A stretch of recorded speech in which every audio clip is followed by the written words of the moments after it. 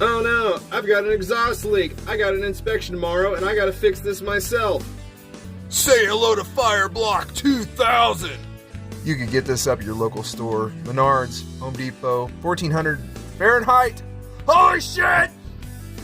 Now I'm gonna use one of these on that. Hopefully you have one of these. If not, find a piece of sandpaper.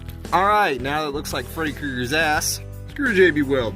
Shit's way too expensive and you can get a whole fucking tub and a squirt bottle at the store for the same price, but get way more quantity.